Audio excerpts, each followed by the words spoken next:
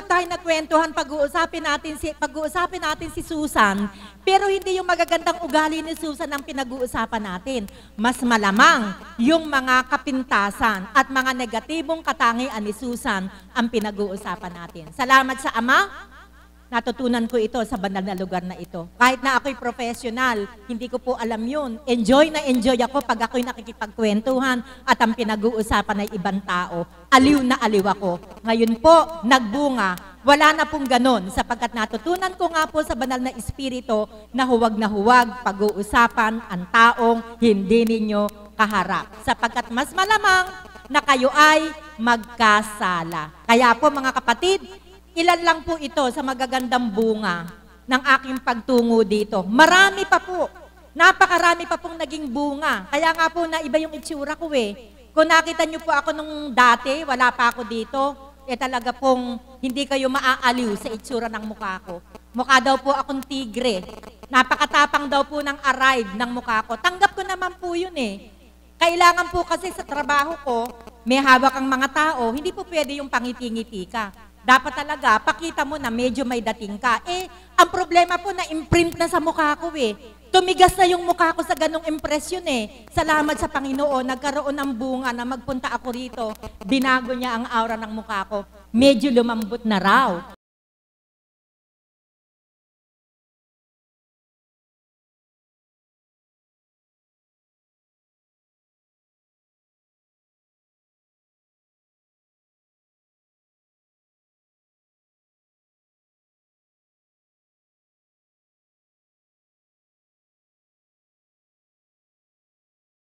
Ang magpapabago at magbibigay sa atin ng bunga na habang kinakain natin, napakasarap ng lasa. Magandang umaga po at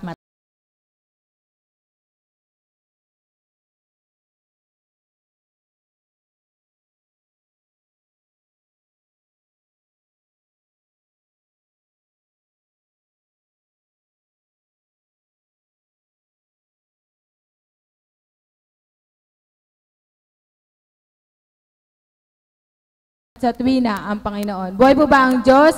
Ngayon naman po tatawag po ako ng isang tagasunod. Mula po sa Baliwag, tinatawagan ko po si kapatid na Mariano. Palakpakan po natin ang buhay na Diyos.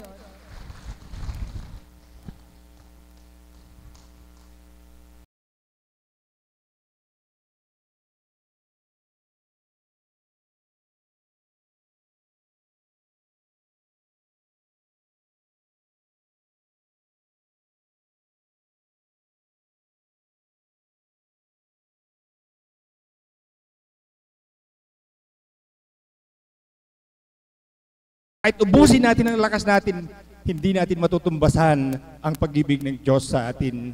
Kaya salamat po at nandito muli po tayo.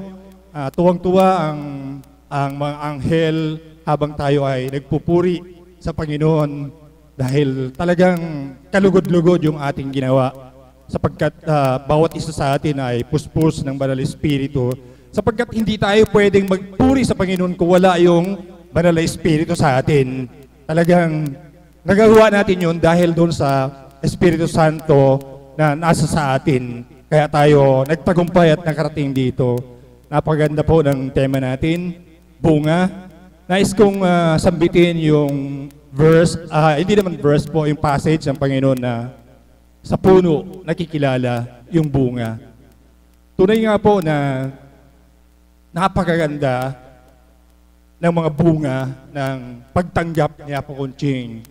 Tinanggap ang utos ng Diyos, ang atas ng Diyos. Tayo ngayon ay bunga niya lahat. Kaya napakainam. Napakarami na po natin. No? Nasa malayo lang po yung iba, nasa abroad. Kaya bilang mabuting binhi, yung salita ng Diyos na binigay sa atin ng Apo Conching, tayo ngayon ay lupa.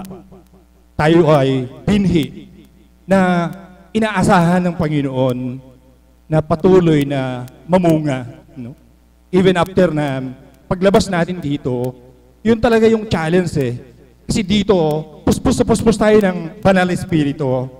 Pero pagkatapos, pag-uwi natin sa bahay natin, may encounter na natin yung kabila. No? susubukin na tayo kung gaano tayo katapat, kung gaano natin pangalagaan yung salita ng Diyos na natanim dito sa ating puso. Kaya bilang tumanggap ng salita ng Diyos, diligan natin ito. Manalangin tayo sa lahat ng pagkakataon sa patnubay ng Banal Espiritu, sapagkat madali tayong matalo ng kabila kung hindi tayo makipag-ugnayan sa Kanya. Sabi nga, ako ang puno ng ubas, tayong lahat ay sanga. Mamumunga lamang tayo kung tayo ay nakakapit sa puno. Walang iba kundi ang ating Panginoon.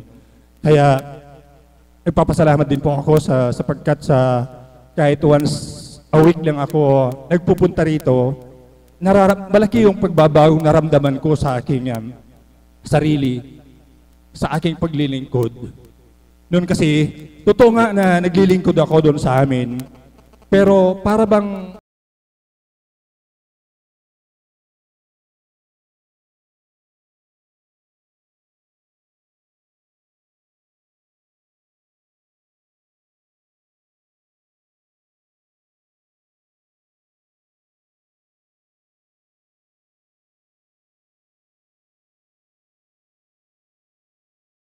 nagbunga talaga yung kunting oras na inialay ko rito sa Panginoon.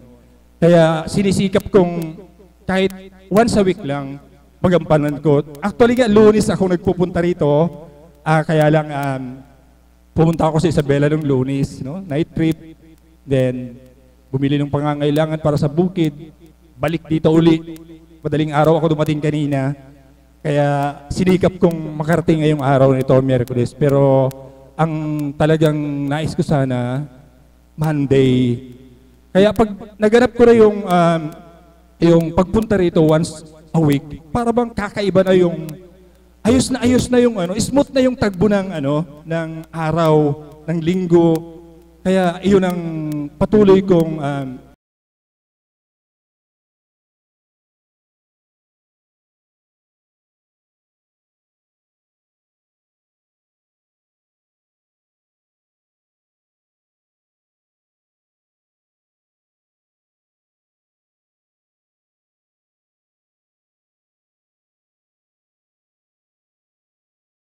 araw-araw yan, yung at least makapag-grocery ako ng isa, makapag-pray ako ng rosary ng God the Father, then alas 3 ng hapon, kahit wala ako dito, ay nagpe-pray ako ng dasal natin dito. Kaya iyon ang mimente ko. At pagdating sa gabi, nagdarasal din po kami, kasama ko yung misis ko, yung anak ko, at talagang mapayapa ang tagbo ng buong maghapon, pati yung magdamag, pagising sa umaga. Kaya napakasaya po ng pakiramdam. Wala na yung, meron pang konting may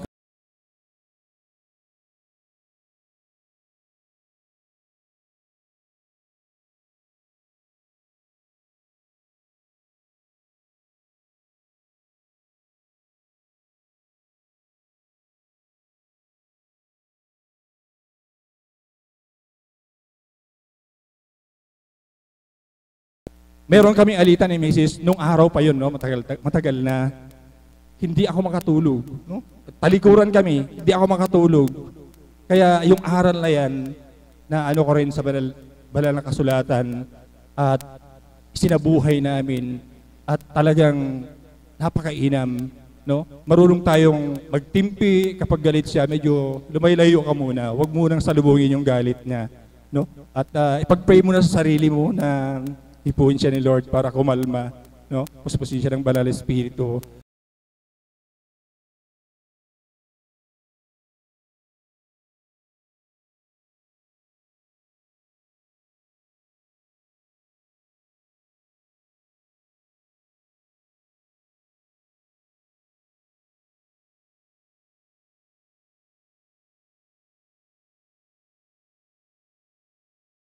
Buklutin niyo yung salita ng Diyos.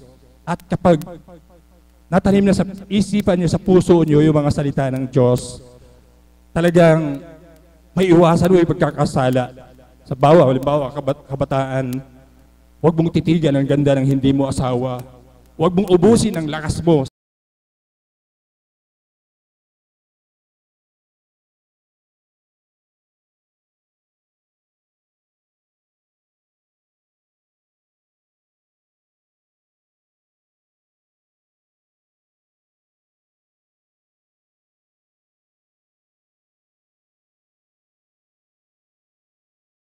Aral na makakapag-grow sa atin spiritually, no? At maliban doon, binibigyan ko rin ng time yung ibang areas ng aking buhay, no? Physically, nag-exercise din po ako para ma-maintain ko yung magandang effective na paglilingkod sa Diyos. Kasi kung pabayaan din natin ito, biyaya ng Diyos itong lakas sa atin. No? Totoo talaga na tinutulungan niya tayo, pero ipakita natin na nagke-care din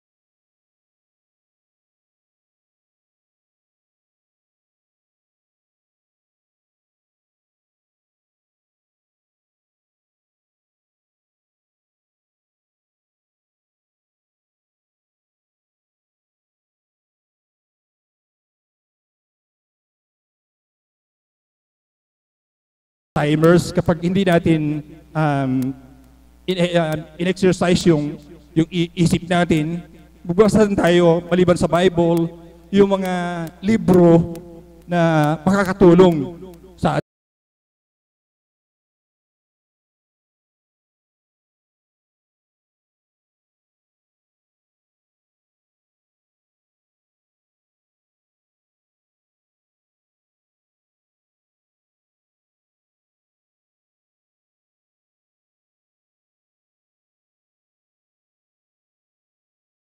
Hanggang sa ngayon, dala-dala ko pa rin. Kaya pinagpe-pray ko nga kay Lord na sana lumakas ang loob ko, kumapal ang mukha ko upang mas marami pang salita ng Diyos ang aking may papahayag. Kasi gusto ko talagang itong lampas na ako sa first half ng buhay ko, lampas na kinakailangan marami ng biyaya.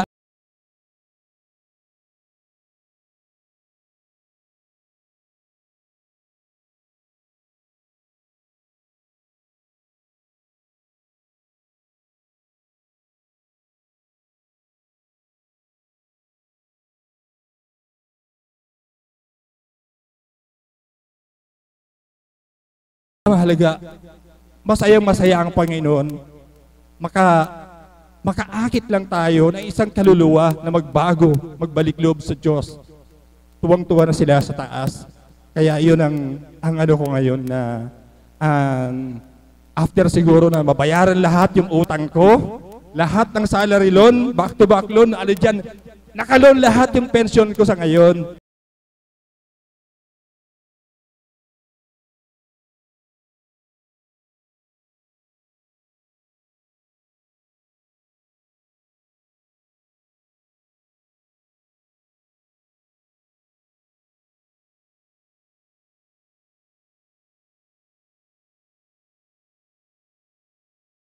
Kung mamumunga kung wala, hindi ako nakakabit sa kanya. Kagaya nga nung John 15:5 na sinasabi na ako ang puno, kayo ang mga sanga. Kaya mga kapatid, huwag tayo magsawa, no? Malaki, alam kong araw-araw yung iba dito, napakalaki na ng puhunan natin. Kaya kumapit tayo sa kanya, no? Huwag tayong padadala. Dahil malapit na, yung iba sa atin nasa twilight zone na. Tawag nga. Kaya patuloy lang tayo. Dahil kung susuko tayo, aayaw tayo sa hamon ng buhay, sayang, ang laki na ng puhunan natin. Kaya patuloy tayo hanggang wakas. Maraming salamat po. Maraming salamat po, mahal na kapatid. Buhay po ba ang Diyos?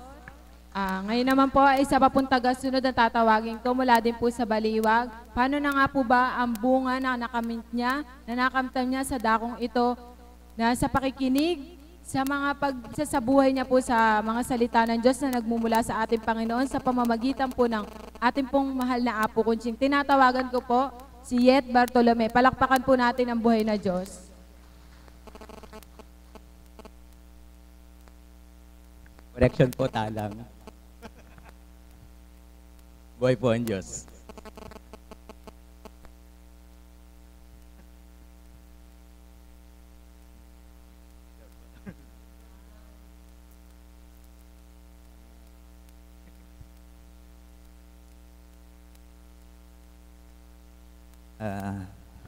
Maraming salamat, Ama, at muli mo akong pinatindig sa harapang ito upang ibahagi sa iyo, upang ibahagi sa kanila ang kabutihan mo, ang kadakilaan mo, at ang mga bungang itinanim mo sa amin at sa akin. Bago ko po simulan ang aking pagbabahagi, nais ko pong batiin ng isang mapagpalang umaga ang mga alagad, mga CAPS, choir, IT, tagasunod po at lahat ng pasyenteng naririto. Lahat po tayo may bungang itinanim ang ating Panginoon sa ating mga sarili. Para din pong mission yan. Isinilang tayo dito sa lupa, bawat isa sa atin ay may mission na gagampanan. Totoo po ba yun? Isang bunga pong may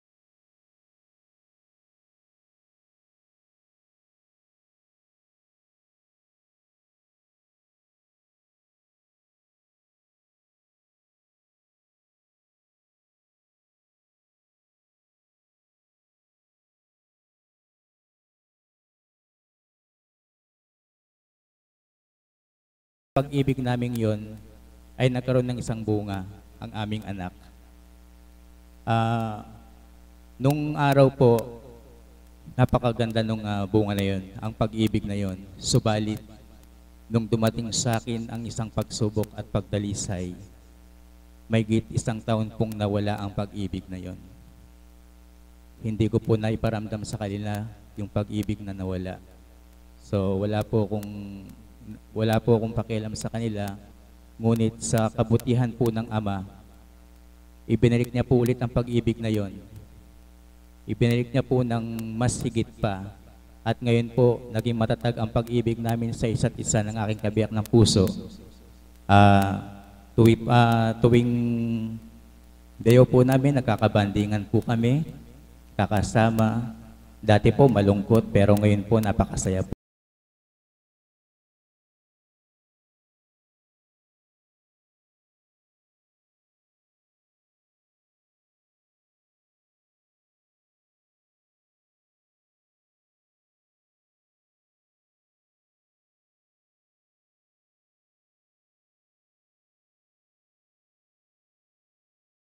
Guardian angel. Naniniwala po tayo. Ako po, ang masasabi ko po, ang guardian angel ko si Saint Barakiel. Bakit ko po nasabi yon? Ang hawak po ni Saint Barakiel, basket ng tinapay at bulaklak. Yun po siguro siguro po nagmana po ako sa aking guardian angel. Kumbaga, mapagbigay. Kasi po ako pagka naglalakad po ako sa daan or sa trabaho man, pag po may nakita po akong tao na kapos sa buhay, o masasabi pong sigurong wala mapagkukunan or sabihin na po nating pulubi, hindi ko po maatim na hindi ko po siya bigyan. Hindi ko po sila pinagwawalang bahala.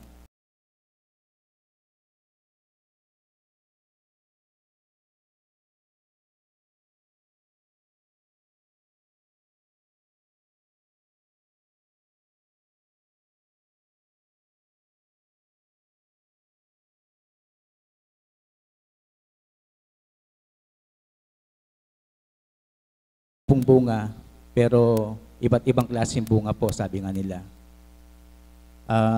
Ang bungang itinim sa akin ay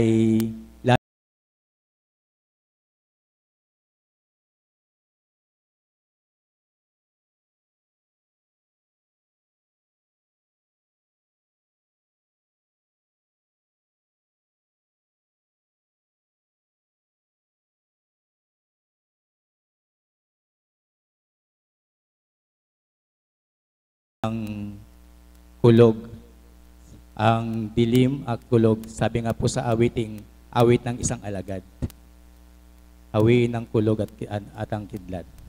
Yun po yung natutunan ko sa lugar na ito. Ang pagyabungin pa, kung ano man po yung bungang itinanim sa akin, pag-ibig, pagiging mabuting tao, pagiging mabuting asal. Yung po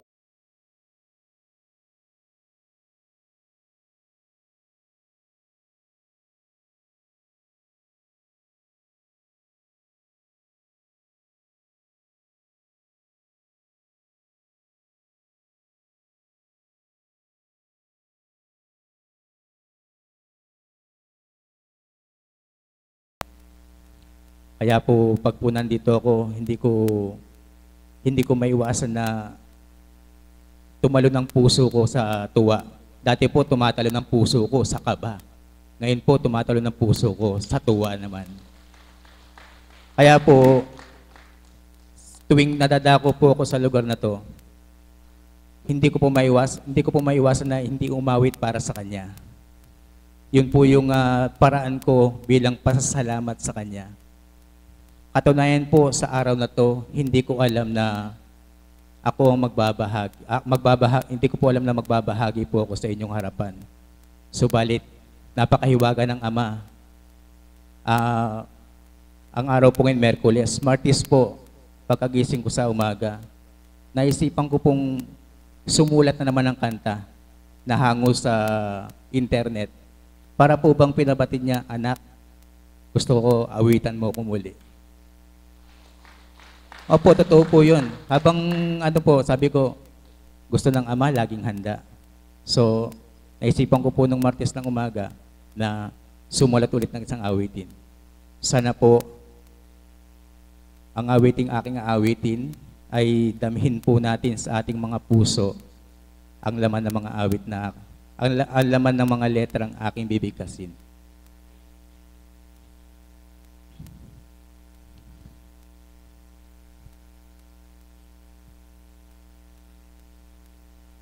Salamat sa iyo, Panginoon.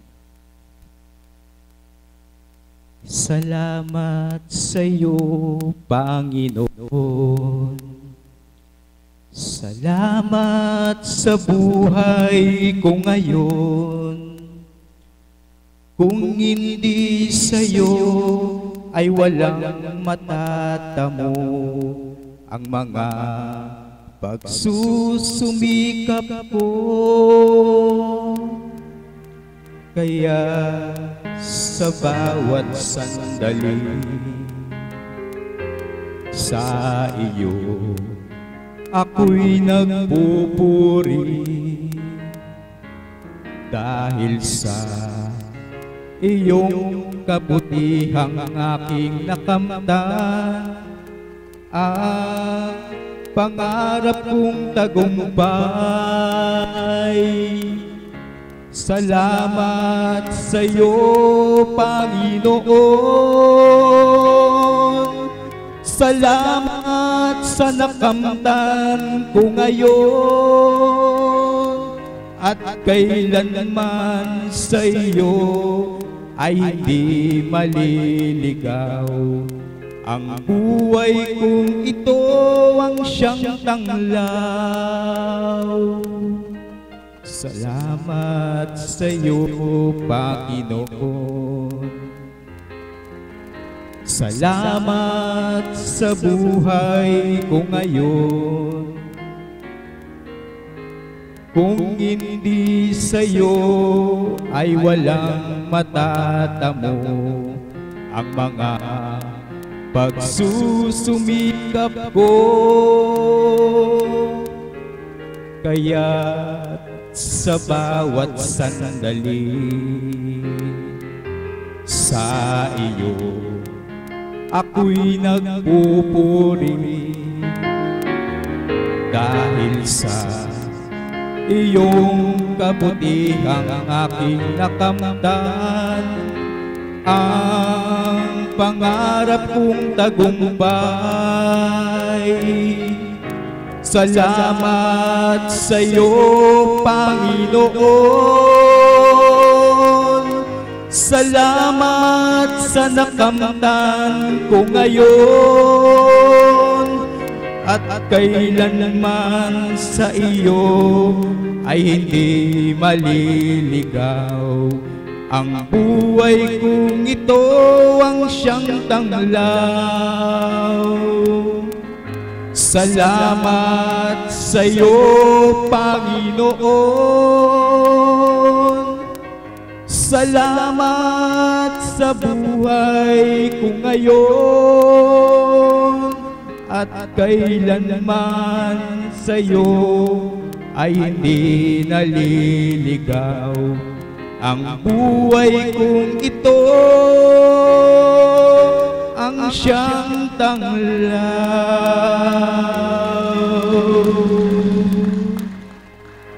Maraming salamat po. Sabi nga nila, kahit anong bunga po yung itinanim sa atin ng Panginoon, pagpasalamatan po natin. Wag po lang po natin pagpasalamatan yung isang bunga po, yun po yung bunga ng kasalanan.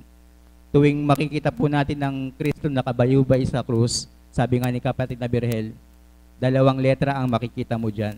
Letter T at saka letter Y. Ibig sabihin, TY. Sa salitang English po, thank you po. Maraming salamat po sa inyo. Maraming salamat, mahal na kapatid. Isa lamang po ma-announcer para po sa ating lahat.